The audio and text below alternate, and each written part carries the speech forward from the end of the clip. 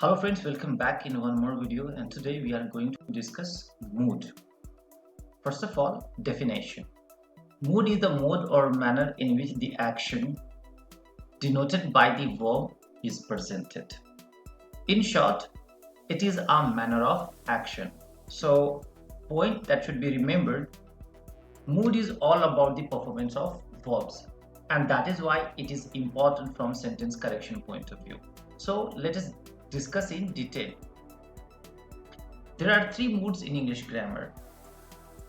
First is indicative mood, second is imperative mood, and third is subjunctive mood. Remember, whenever we talk about indicative mood, it means factual action. So all the verbs that belong to tense, it is called indicative mood verb. All the verbs that present command, pray, or exhortation, that is called imperative mood. Example, God bless you, God may save you, and such other words. Subjunctive mood, unreal situation. Any verb that suggests unreal situation, hypothetical situation is called subjunctive mood. And subjunctive mood is very important from sentence correction point of view. So we will discuss about subjunctive mood today. When it is indicative mood, it means we have to look at subject verb agreement rules, all right, along with other rules, but the most important is subject verb agreement. The old man is jogging with his fellows. Man singular, that is why singular verb. The old men are jogging with their fellows, plural noun, and that is why plural verb. When it is imperative mood, we do not concern about subject verb agreement. But when it is subjunctive mood, lot of rules are followed. Remember, when the verb is in subjunctive mood, subject verb agreement rule is not followed. When verb is in subjunctive mood, should, should, should is not used. When verb is in subjunctive mood, would after if is not used. If plus would is not used. Remember, when verb is in subjunctive mood, verb is always in plural form, and that is why singular and plural is not used. All right, so let us discuss in more detail subjunctive mood. So it has two types. One is verb related subjunctive mood. So verb that expresses wish, hope, desire, request. These are verb related subjunctive mood. If plus past tense. If the structure is if plus past tense, this is called conditional subjunctive mood. So there are two types of mood, and markers are verb, those are related to wish, hope, desire, request.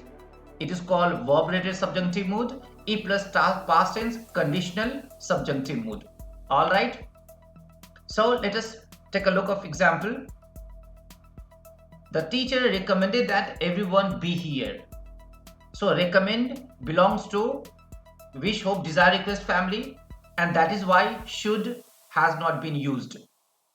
The teacher suggested that the task be completed in time. Suggest, again, it's a family of subjunctive mood, and that is why should has not been used. Task should be completed. The teacher advised that two tests be attempted. Again, advised, subjunctive mood, and that is why test should be attempted has not been used. So verb that belongs to wish, hope, desire, request family, in that case should is not used, and verb will be always in plural form. Remember, after these verbs, that is compulsory, and I have already said about should not used. Now look at real question. The report recommended that the hospital should eliminate unneeded beds. Recommend, family of subjunctive mood, and that is why here should is incorrect. So option A out, option B out, option C out. So at one go A, B, C out. That is called time saving. Eliminate unneeded beds. Eliminate unneeded beds. It means the best option will be between these two options. All right. Now if plus past tense. If the structure is if plus past tense, past simple tense, in that case would plus root verb will be followed. Example, if Rahul were here, Rahul was incorrect. It should be Rahul were, plural verb. He would get advantage. Remember, he would have got advantage, incorrect. At the same time, if past perfect, in that case would have past participle verb. Example, if Rahul had been here, he would have got advantage. What if the sentence is, if Rahul had been here, he would get advantage? It would be incorrect. Alright. Few more examples. Rahul behaves as if he were a minister. As if, again, if plus past tense, he were a minister, and that is why verb is plural. Rahul behaves as though he were a minister. As though, again, it is equal to if, and that is why he were a minister. Alright. Look at a real example.